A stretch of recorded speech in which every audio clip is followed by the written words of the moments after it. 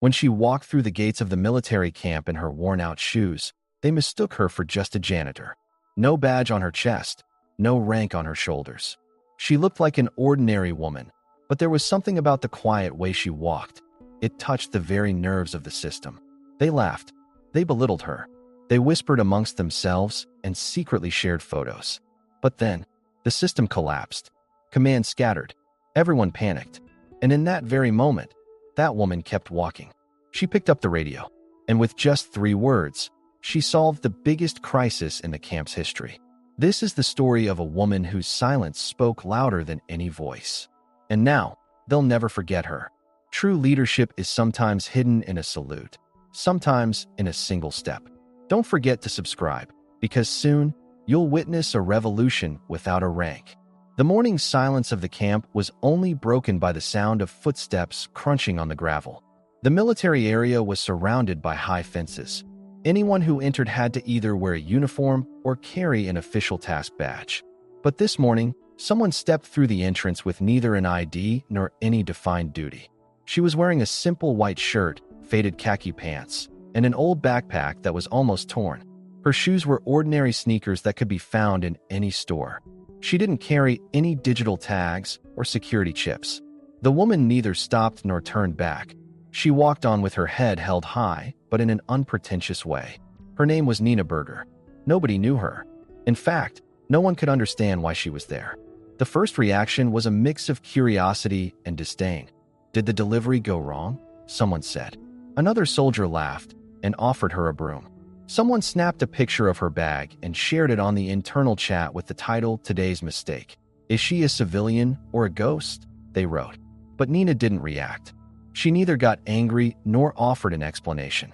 She just kept walking. She headed toward the tactical field course, one of the toughest areas for training. It was an active operational area, and normally, a civilian couldn't even get close to it.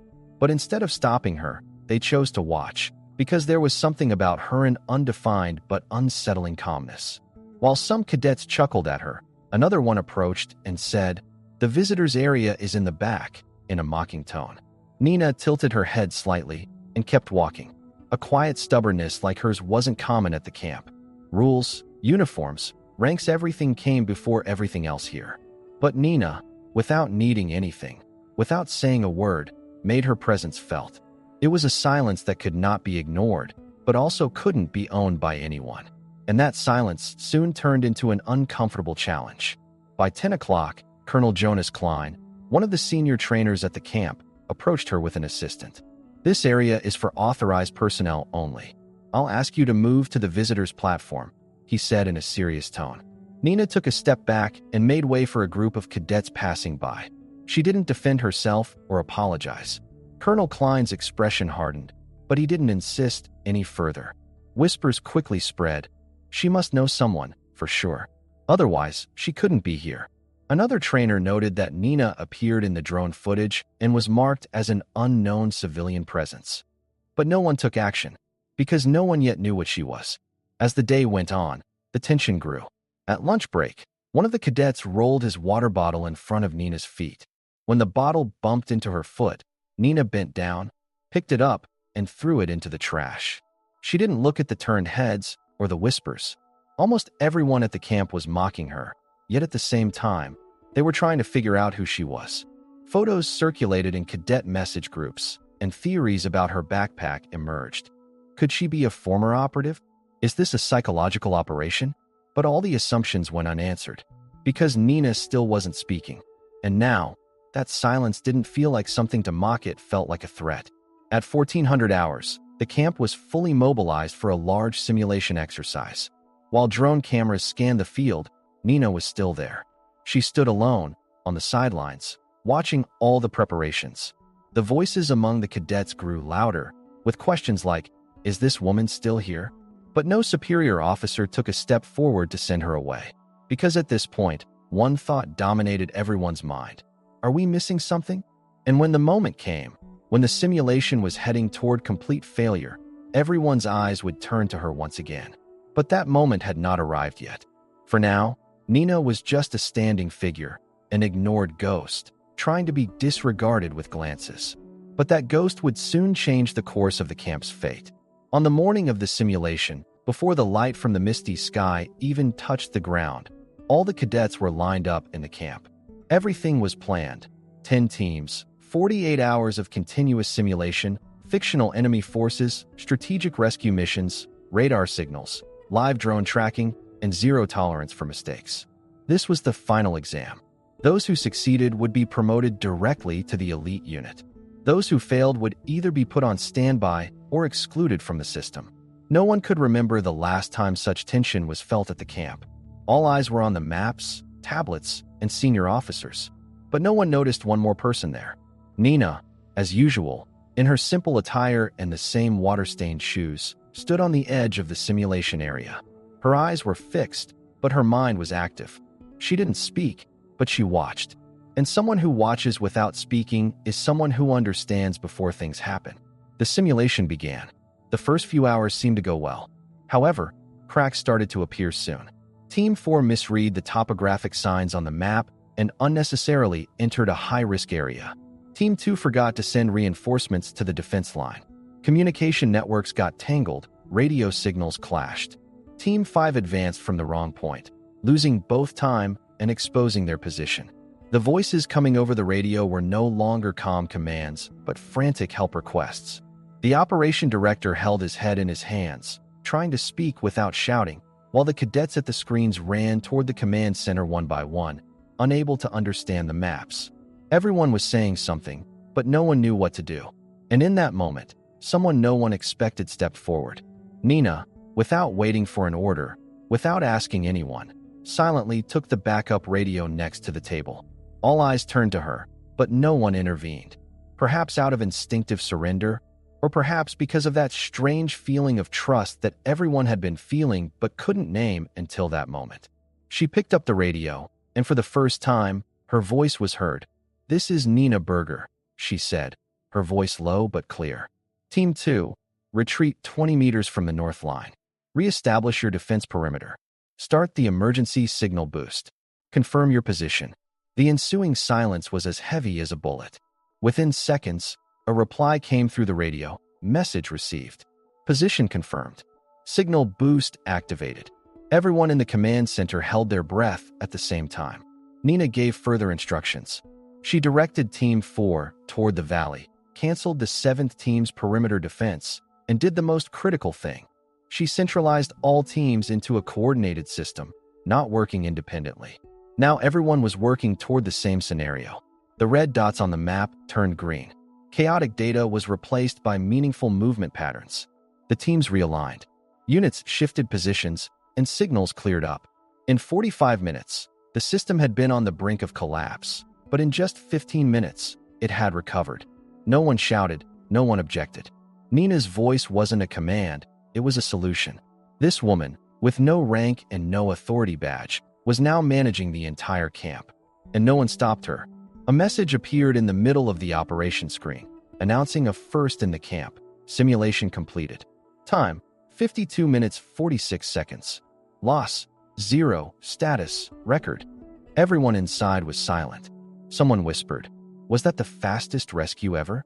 Another asked, "Who is this woman?" Nina silently placed the radio back on the table. She didn't look for a glance, nor did she seek approval. Without saying a word, she stepped aside. But from that moment on, everyone was looking at her. They had acted on her command. They had been saved by her route. At that moment, all the uniforms had fallen silent, and the stage belonged, finally, not to a voice, but to the silence. The cold screen message signaling the end of the simulation cut through the silence like a knife, while everyone inside was thinking the same thing. What just happened? In the center of the command room, captains who had led critical operations for years stared at their pale notebooks, but only one voice still echoed in their minds: Nina Berger. She wore no badge, nor did she show an identification card. But that day, she was the only one who had stepped up when everyone else was at their most critical moment. Her coordinates still echoed on the screens. The drone footage synced with her calm orders. And the strange part? No one could find her name on any duty roster. Major Laura Beck flipped through file folders, searched the database for the surname Berger, but couldn't find any entries. Who invited this woman? she asked the technician next to her. The only response was a shrug. Meanwhile, General Robert Adler, his eyes still fixed on the screen, broke his silence. He had felt something different about Nina the first time he saw her, not from her clothes, but from the determination in her walk. Even though she hadn't spoken, he knew this woman hadn't come to watch. She had come to test something. Perhaps all of them. The simulation had ended on the campgrounds. Cadets removed their helmets and looked at each other with mud-streaked faces, yet no one could exactly explain what had just happened. Some limped. Others were still breathing fast from their exertion. But everyone knew this much. Somehow, they had pulled back from the edge of disaster. And the only reason for that was the woman, whose identity no one even knew. Nina, leaning against the concrete block next to the command tent, hadn't expected any applause. But as cadets walked by, most of them no longer avoided eye contact. For the first time, they were taking her seriously. And that respect wasn't given by command, it had been earned. As Commander Jonas Klein began reviewing the drone footage, a fact that had slipped past the entire command chain came to light. Nina had silently tracked 21 different tactical mistakes made during the 2 days of the camp's simulation. She had neither warned anyone nor corrected anything until control was completely lost. Then, with just a few sentences, she had restored the system. This wasn't something an ordinary observer could do. Moreover, for someone who wasn't even part of the command chain to make such accurate decisions, they needed something more: experience. Knowledge earned through sweat in the field. At that point, Klein asked, "Where has this woman served before?" General Adler, without waiting for an answer, gave the helicopter command. The special landing pad, used only for urgent and high-level calls, was cleared. As the cadets were leaving the area, the rotor sound distracted them. A black, unmarked helicopter approached the camp, and no one knew what was happening. But as the landing gear touched the ground, the atmosphere inside the camp changed. The hatch opened. A figure stepped out, not in uniform, but with a well-known name: General Adler himself. He walked across the mud without a misstep, neither took notes nor spoke to his aides. He walked directly to Nina and did one thing. He saluted her. A formal, measured, unwavering salute. The whole camp fell silent. "Sergeant Berger," he said, "you're still here." Nina nodded. The general turned to the others and spoke loudly. Today, this camp did not fail. It simply didn't understand what it had.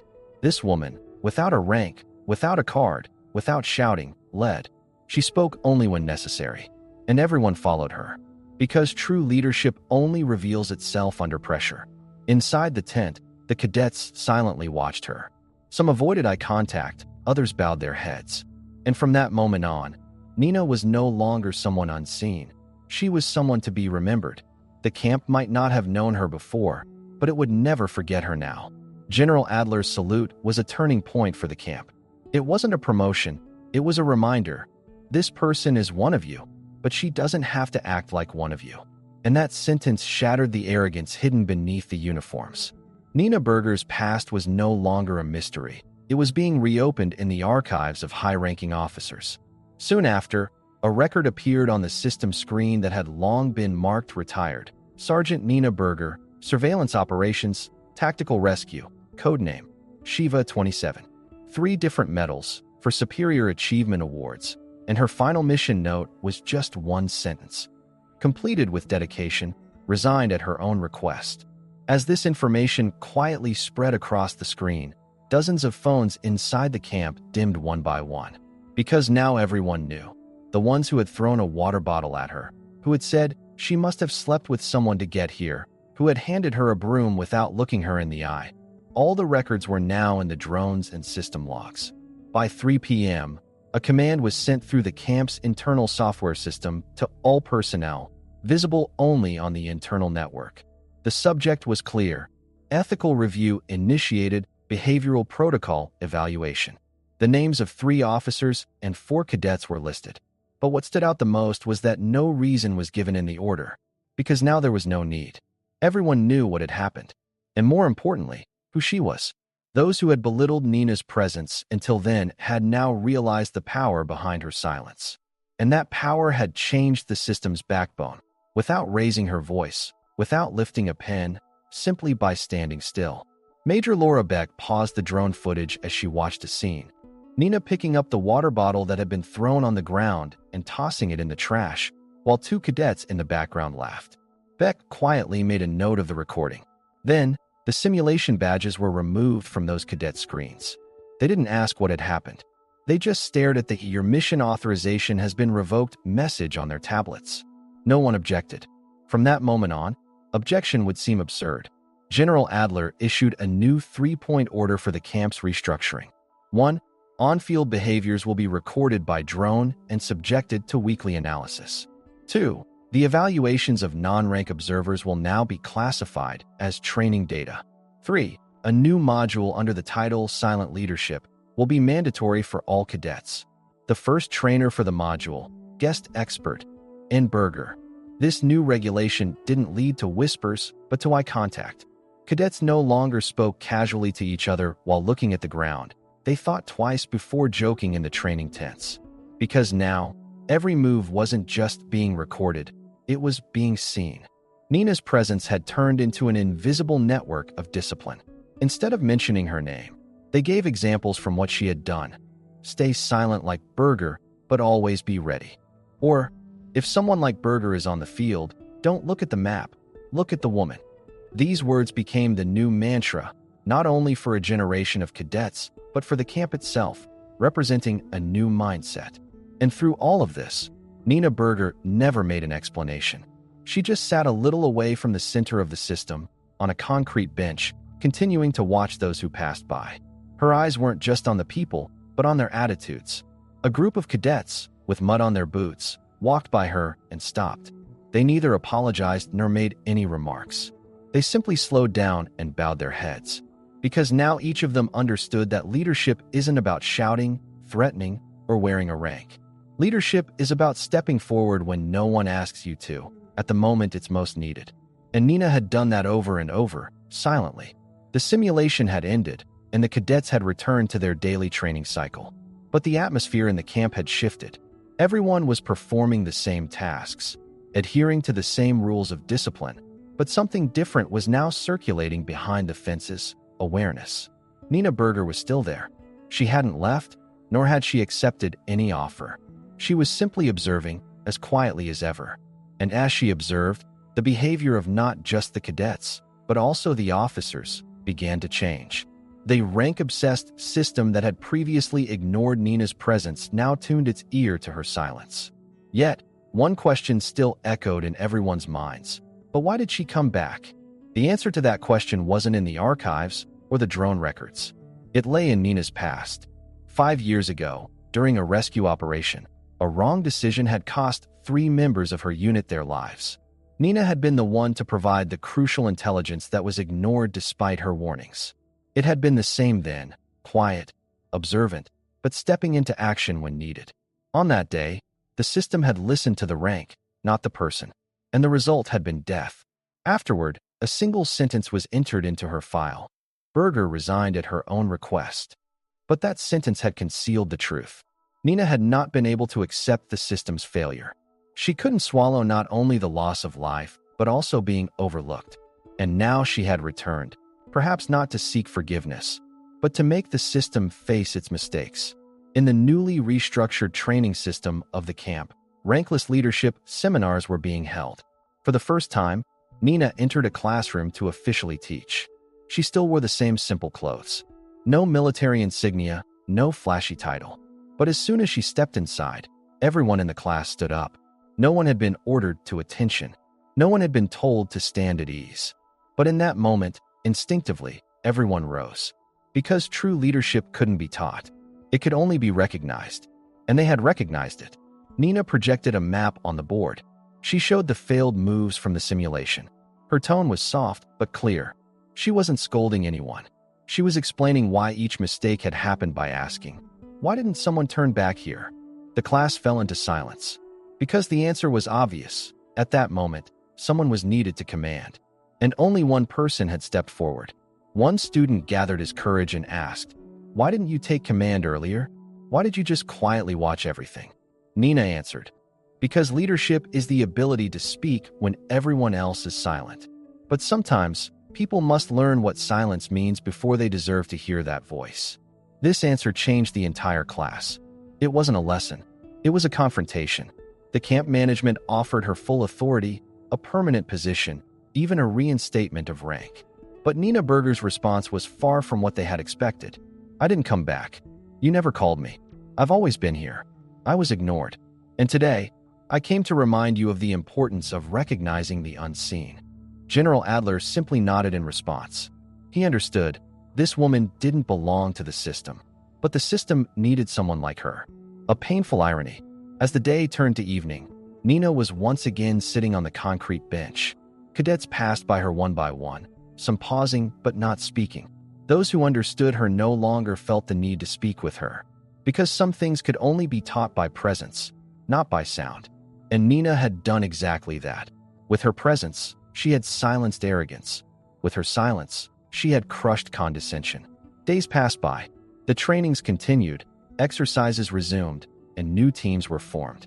On the surface, the camp seemed to have returned to its old routine, but deep down, everything had changed. Nina Berger had already left. When she departed, she had asked for no ceremony, no farewell. She simply packed her few belongings, almost nothing, into her backpack and quietly passed through the security gate. But what she left behind wasn't a bag, it was a paradigm shift. Now, at the camp, it wasn't eyes looking at a woman's shoes, but minds reading the determination in her walk. Because Nina had left a mark, one without a rank but unshakable. And that mark had seeped into the training modules, the internal regulations, even the casual conversations. No one had written her name on the walls, but everyone had etched it into their minds. Every new cadet now participated in a mandatory training during their first week, leadership under pressure. The system screen presenting the training didn't display any symbols or faces. It only showed an 8-minute silent drone recording. In the video, amidst the frantic chaos, a woman bent down to throw a water bottle into a trash can. Then came the scenes of her taking control. No introduction, no title, just one truth. Leadership is taking a step when no one notices you. Those images were now burned into the minds of every cadet, especially in their early days. And perhaps that's why a new form of behavior had emerged in the camp. No one asked, "Is this person a janitor?" anymore, because that simple sentence had once been used to describe the woman who had shaken the system. But now, no one dared to use that description, because everyone knew the greatest transformation had come with the quietest steps. Captain Lucas Stein and Major Laura Beck had been reassigned to desk duties, removed from field operations. It wasn't due to punishment or forgiveness.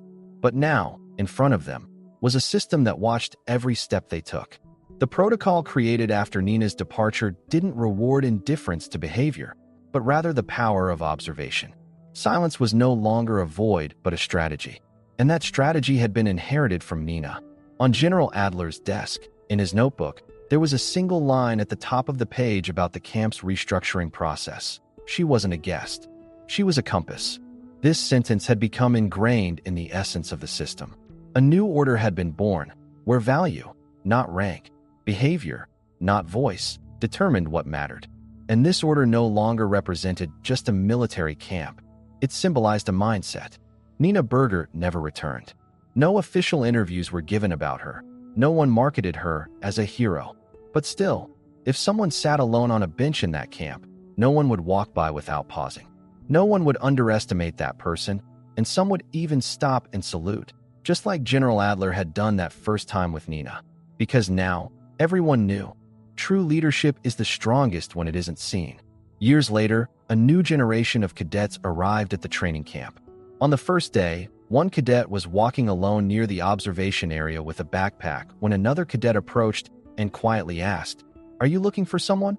At that moment, a former instructor who had worked there smiled and said, "No, maybe she's here to remind us where we should be looking."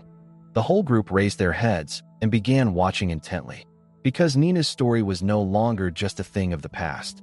It was a lesson that had opened the door to the future. Nina Berger's name never appeared on any posters, but her actions were cited in every protocol as an example.